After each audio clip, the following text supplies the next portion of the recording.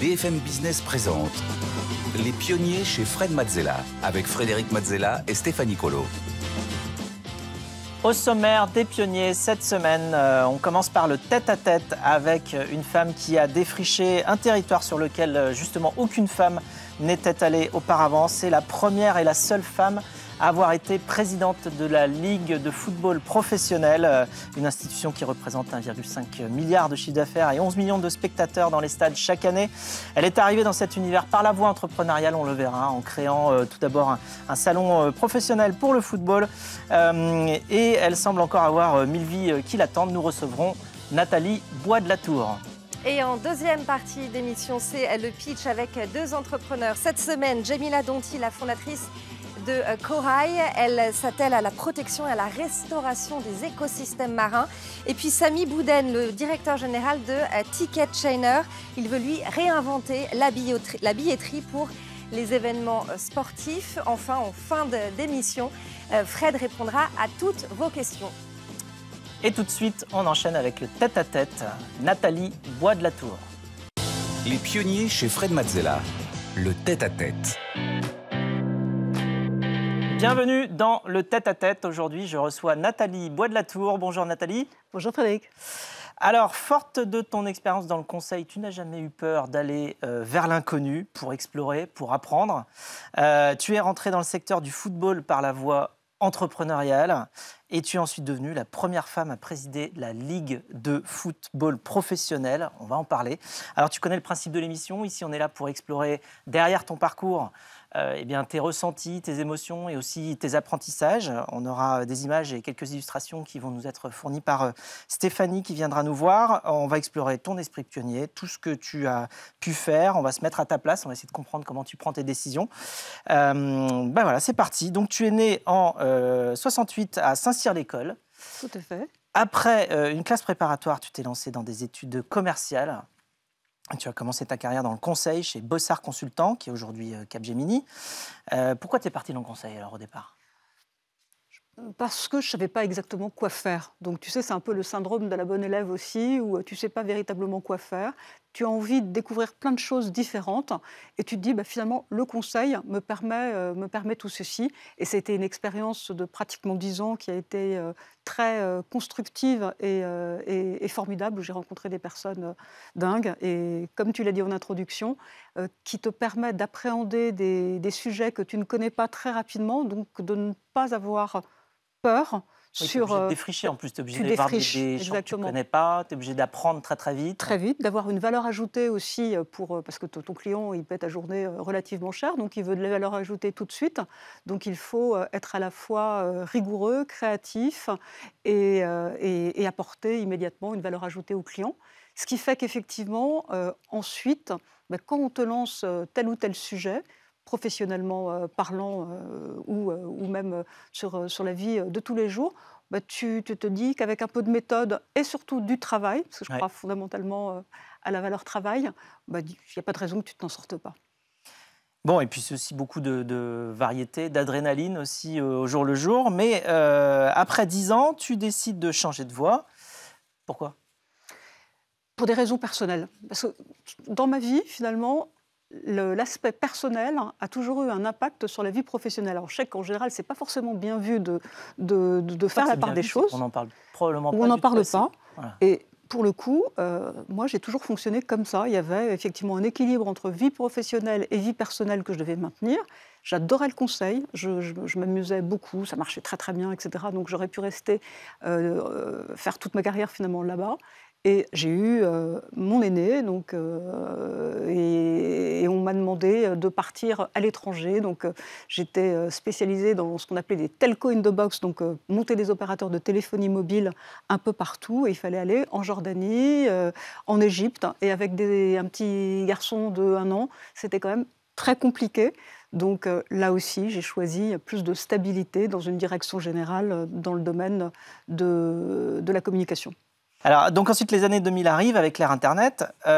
Tu es débauchée par l'agence de communication B2L BBDO pour devenir directrice générale de la filiale Internet. Comment s'est passé justement ce mouvement-là ? Les fameuses années 2000, avec Internet qui va très très haut, Et moi, j'arrive pour diriger ce qu'on appelait à l'époque une web agency, une agence digitale, et pour atteindre des centaines de millions d'euros que je n'ai jamais vu parce qu'il y a eu le crack Internet en mai 2000 au moment où je suis arrivée. Et donc ça a été 3 ans très constructifs où j'ai dirigé une équipe de 130 personnes, j'avais une trentaine d'années, donc c'était une vraie expérience managériale intéressante, mais surtout pour faire toute une partie du sale boulot, du boulot de restructuration qui est absolument indispensable et nécessaire à ce moment-là. Et j'ai malheureusement pas connu donc toutes ces années précédentes d'euphorie qu'il pouvait y avoir.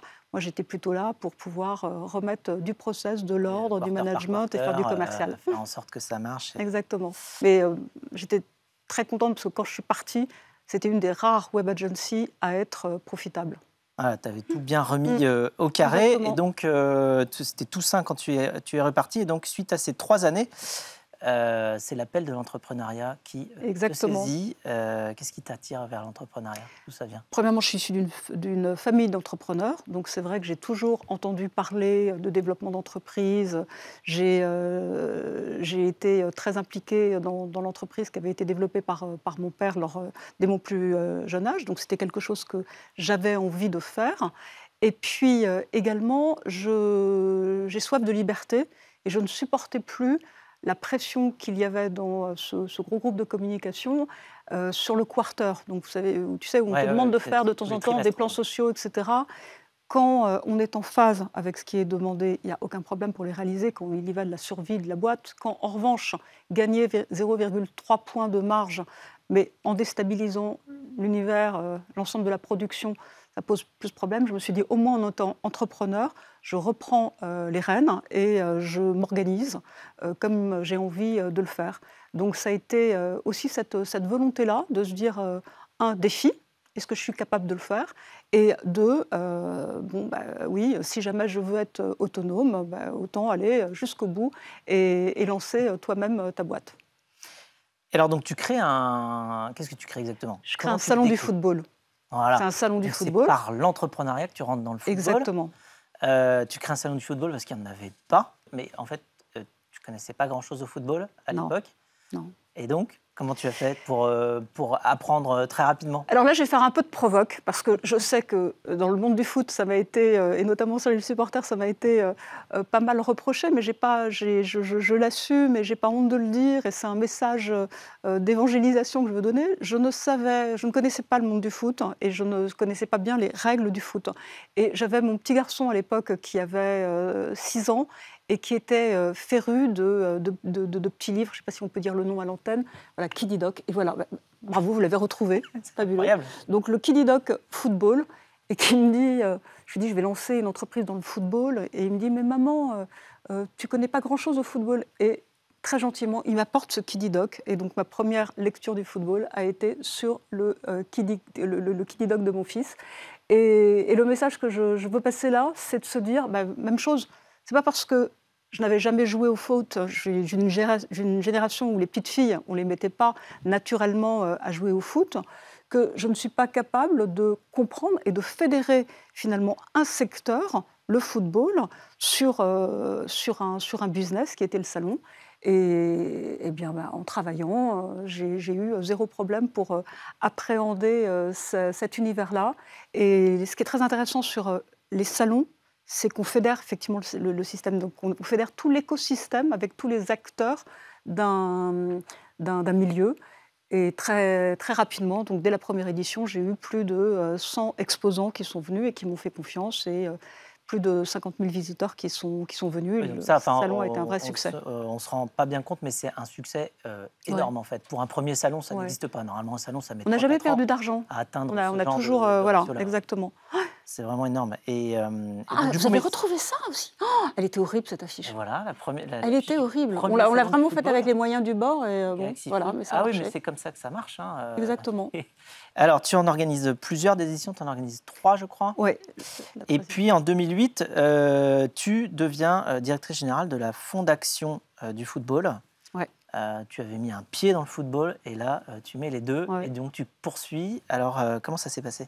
Comment ça s'est fait? Donc, j'ai vendu mon salon, Et là, j'ai été rappelée par le nouveau directeur général de la Fédération française de football, qui est un homme exceptionnel, Jacques Lambert, qui a été président notamment de l'Euro 2016, et qui a dirigé la fédération pendant plusieurs années, et qui me contacte en me disant j'ai un projet entrepreneurial dans le domaine des fondations. Alors, fondation, il faut se remettre en situation, on était en 2008, on ne parlait pas ou presque peu de RSE. Donc il me disait, il y a une fondation autour du football. Je me dis, fondation autour du football, qu'est-ce que ça veut dire? Sauf que j'avais goûté à ce secteur d'activité, à cette discipline sportive. J'avais commencé à me faire un réseau. Et surtout, j'avais vu l'engouement et l'impact social que pouvait avoir ce football. Je me disais, effectivement, c'est intéressant d'exploiter à plein et de mieux faire connaître ce rôle social du football.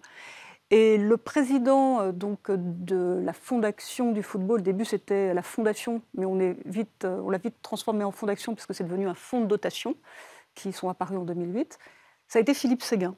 Et donc quand j'ai rencontré Philippe Séguin, là j'ai eu un coup de cœur, un coup de foudre professionnel et humain pour ce personnage absolument hors norme, d'une intelligence exceptionnelle, d'une moralité aussi impressionnante et avec énormément d'humanité. Donc c'était quelqu'un, bien sûr, d'extrêmement exigeant, d'assez anxieux, donc qui demandait beaucoup, mais avec lequel j'ai appris énormément pendant les 2 années où j'ai travaillé avec lui. Et alors justement, qu'est-ce que tu as appris de cette expérience-là? Parce que tu dis que le foot, c'est le 3e lieu d'éducation après la famille et l'école. Alors on est parti vraiment de la page blanche en se disant qu'est-ce qu'on peut faire et quelles vont être les missions de cette fondation. On a décidé de ne pas être une fondation qui va redistribuer de l'argent, mais de développer ses propres programmes d'action. Donc vraiment, on l'a géré comme une entreprise en se disant c'est quoi les objectifs, quelles vont être les sources de revenus, etc.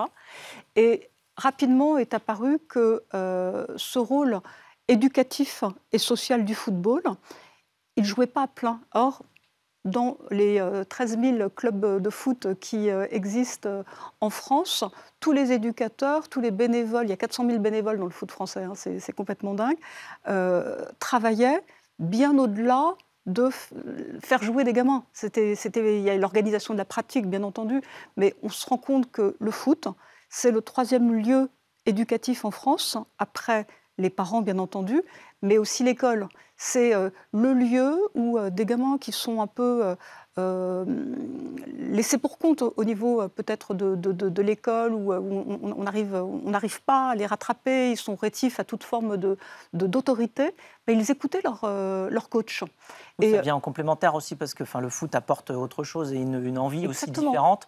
Et avec l'envie vient également l'envie d'apprendre. L'envie d'apprendre, le respect des normes. Il faut être ponctuel. Donc ça remet un cadre extrêmement. Il y a des lois du jeu. Donc il y a la cohésion sociale, le fait de jouer dans une équipe. Donc c'est des individualités au service d'un collectif. Donc c'est extrêmement porteur de valeur. Et donc on a développé un programme qui est devenu le programme éducatif et fédéral, parce qu'aujourd'hui la fédération, elle organise bien sûr le foot amateur et la pratique, mais aussi elle a assumé à travers ce programme son rôle éducatif et social, donc en sensibilisant les gamins au fait d'apprendre à savoir faire ses lacets. Alors ça ne peut pas sembler complètement délirant, mais oui, il y a plein d'enfants qui arrivent à 6-7 ans sans avoir jamais fait leur lacet, parce qu'on soit on ne leur a pas appris, soit il y a les chaussures à scratch. Ouais. Et voilà, c'est la première fois qu'ils sont confrontés au lacet, c'est dans un club de foot. On éteint la lumière quand on sort du vestiaire. Il y a plein de dimensions sur lesquelles on peut y aller à l'infini. Et ça, c'est absolument passionnant. Et tu poursuis évidemment dans le football, puisqu'en 2013, tu deviens la première femme membre du conseil d'administration de la Ligue de football professionnel. Tu n'étais pas forcément attendue là à l'époque. Et ça va même plus loin, puisqu'on t'a proposé d'être présidente. On t'a même proposé d'être présidente plusieurs fois, jusqu'au jour où, effectivement, tu deviens présidente de la Ligue de football professionnel en 2016. Stéphanie. Et vous faites alors votre entrée dans un monde très politique, mais aussi très masculin. Vous avez été et resté à ce jour la seule femme au sein du conseil d'administration. Avant vous, il n'y a toujours eu que des hommes qui ont dirigé la Ligue. Et depuis vous, c'est toujours le cas.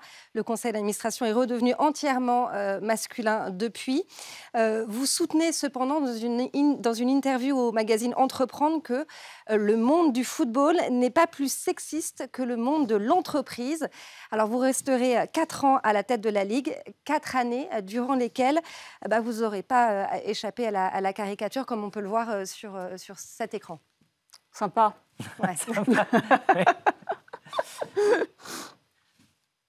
Donc ça, c'est rapport à un événement. Tu peux nous rappeler l'événement de cette Oui, caricature? c'est parce que finalement, dans le monde du foot, le foot, c'est le lieu le plus médiatisé. Enfin, c'est la discipline, ça représente 10% de l'espace médiatique. Voilà. Donc forcément, ça intéresse tous les médias de savoir ce qui se passe dans nos instances. Et on le voit bien à l'heure actuelle avec ce qui se passe à la Fédération française de football, où ça occupe une partie importante de l'espace médiatique. Donc forcément, dès qu'il y avait des petits conflits, derrière... Soulcier y allait de sa petite caricature qui ont toujours été rigolotes et bienveillantes. Alors, on a aussi une autre caricature où on voit la LFP un petit peu comme un panier de crabes qui dit donc une femme dirige la Ligue de foot, faut s'y connaître pour voir la différence. Tu avais l'impression d'être dans un panier de crabes, un petit peu? C'est un lieu de pouvoir. Ouais. Donc, comme tous les lieux de pouvoir, c'est des lieux qui sont compliqués. En plus, il n'y a que des hommes, donc des hommes qui ont une sacrée personnalité, de très belles réussites par ailleurs au niveau professionnel. Donc derrière, c'est un lieu d'égo où tous les égos réagissent. Et c'est sûr qu'en y arrivant en tant que femme, avec des codes qui sont... un peu différent parce que j'ai voulu préserver ce qui fait pour moi ma richesse, donc à savoir beaucoup de soft skills, l'écoute, etc. Bon, j'ai peut-être j'ai eu des moments qui étaient un peu compliqués, oui, ça a été un peu compliqué, mais d'un autre côté, extrêmement formateur. Et j'ai rencontré beaucoup d'amis également dans ce milieu-là. Donc c'est une expérience vraiment qui a été riche, que je ne regrette pas, mais en revanche, je savais qu'il fallait que j'en sorte. Donc quand j'ai dit à tous ces messieurs assez tôt que je ne me représenterais pas, je fais un mandat, mais parce que j'avais envie de partir vers autre chose, on ne m'a pas cru, et notamment les médias ne m'ont pas cru. Parce que c'est tellement rare dans cet univers où on a le pouvoir, on a des avantages salariaux importants, etc.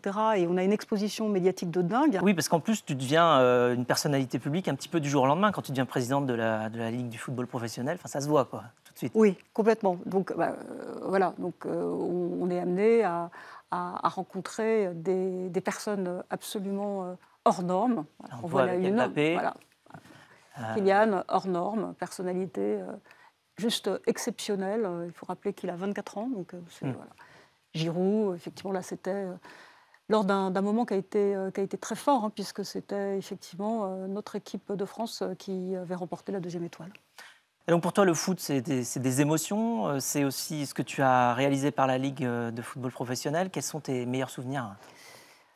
Pour moi, le foot, c'est effectivement les émotions. C'est une discipline qui offre, qui n'a rien de comparable. Voilà, on voit cette photo-là. Pour le jeune Nolan, qui malheureusement n'est plus, rencontrer Cavani, alors qu'il était très, très malade, c'était le rêve de sa vie. Et il a vécu... Ce pouvoir-là, le foot, vraiment, parce que c'est... Il a ce pouvoir-là, il a le pouvoir d'apporter du rêve, de la cohésion sociale à tout un peuple. Et il a quelque chose de magique. Et on voit les joueurs, les présidents de clubs, les instances font énormément pour faire jouer à plein ce rôle social. Malheureusement, ce n'est pas suffisamment connu. Mais moi, vous voyez, systématiquement, dès que j'allais à un match, j'essayais d'emmener un enfant qui était malade, qui n'allait pas bien, et pour l'aider à y accéder et d'accomplir son rêve. Oui, parce que ce qu'on voit souvent dans le foot, c'est aussi des émotions collectives. Enfin, je veux dire, évidemment, à l'échelle d'un pays, à l'échelle de régions, de clubs, de villes. Mais c'est aussi des émotions très, très individuelles, très personnelles. Mais il n'y a rien de comparable. Il n'y a rien de comparable. Voilà. Chaque personne qui peut avoir sa relation au foot et la relation aux gens qui font le foot. Alors, tu quittes la Ligue en fin 2020, finalement, comme tu l'avais promis, même si personne ne t'avait cru, pour retourner à l'entrepreneuriat. Une fois de plus, tu fondes Blimly, une solution de vente qui s'inspire des réunions Tupperware. Exactement. Mais malheureusement, tu fais face à une épreuve de la vie. Alors, comment ça s'est fait, cette décision de à la fois lancer Blimly? Voilà. Je lance Blimly avec trois associés. Je dois en prendre la présidence. On fait une levée de fonds qui se passe très bien. On démarche des marques, on commence à se structurer. Donc on a plus d'1 an de travail qui malheureusement partent en fumée parce que je ne suis pas plus en mesure d'assumer cette présidence et direction générale de Blimly. Et de me dédier à 150% comme tout entrepreneur dans cette nouvelle aventure, parce que mon mari retombe malade. Voilà. Donc là aussi, on parlait au début de l'importance vie personnelle, vie privée, et voilà, mon mari Pierre, qui a eu un premier cancer du pancréas il y a 7 ans et qui a été rattrapé par la maladie malheureusement l'année dernière, avec un cancer du foie. Et là, rapidement, je comprends que je ne vais pas pouvoir mener 2 combats à la fois et qu'il y a un combat que je ne peux pas reporter, qu'il va falloir tenir tout de suite. Et voilà, et c'est super parce que ce n'est pas du tout de l'impudeur de ma part de parler des choses de ce type-là. C'est plus des messages d'espoir, déjà premièrement pour dire qu'on peut se sortir même des cancers les plus virulents et remercier tout le corps médical qui fait un travail absolument remarquable. Malheureusement, on le touche du doigt uniquement quand on en a besoin, mais je peux vous assurer que c'est dingue. Et donc, message d'espoir, message militant aussi, parce que je trouve qu'on ne parle pas suffisamment de la maladie et des impacts que ça peut avoir sur la vie professionnelle. Et à un moment, il faut le faire. Et donc, c'est pour ça que j'ai décidé plutôt de l'assumer. Et pendant 1 an, je me suis consacrée à ma famille, à mon mari. Alors vous êtes quelques-uns à partager d'ailleurs vos histoires personnelles dans le but de faire jouer son rôle au milieu professionnel face à la maladie, Stéphanie. Effectivement, cette épreuve, vous ne l'avez jamais cachée. Vous l'avez inscrit dans votre parcours LinkedIn, sur votre profil, sur la période de septembre 2021-septembre 2022, est indiqué aidant familial, pause professionnelle. C'est aussi le cas d'autres dirigeants. En septembre 2022, Catherine Guillouard, la présidente de la RATP, quitte son poste à la surprise générale. Après 5 années passées à la tête du groupe, un départ pour se consacrer à son rôle d'aidant auprès de ses parents. Il y a eu aussi Olivier Goy, le fondateur d'October, qui a décidé de rendre publique sa maladie en révélant être atteint de la maladie de Charcot. Depuis, il se bat pour briser le tabou de la maladie en entreprise. Ce combat, c'est aussi celui d'Arthur Sadoun, le patron de Publicis, qui révèle fin 2022 qu'il a contracté une tumeur liée au papillomavirus humain. Des démarches rares parmi les patrons. Et dernier exemple dans le monde politique cette fois, il y a eu celui d'Édouard Philippe, l'ancien Premier ministre et maire du Havre, qui a annoncé être atteint d'alopécie, une maladie auto-immune qui se traduit par une perte de la pilosité. Alors, je l'ai dit, c'est des démarches rares dans le monde politique, parmi les patrons. Est-ce que c'est le signe d'un changement d'époque? La question est posée. Je l'espère. Je l'espère vraiment parce que entre la durée de vie qui s'allonge, la recherche de sens dont on entend beaucoup parler, finalement tout ça, c'est quoi aussi? C'est une recherche d'authenticité. Et moi, je crois beaucoup à la moralité dans l'entreprise, dans le monde politique, mais également dans le monde de l'entreprise. Je crois beaucoup aux missions sociales finalement des entreprises également. C'est-à-dire que pour moi, il n'est pas incompatible le fait de chercher la performance économique, la performance, le développement du produit, mais également associé à un lieu où on accepte tout ce que la vie peut nous réserver. Et on se doit, à mon avis, les dirigeants qui arrivent au pouvoir se doivent d'intégrer cette dimension-là.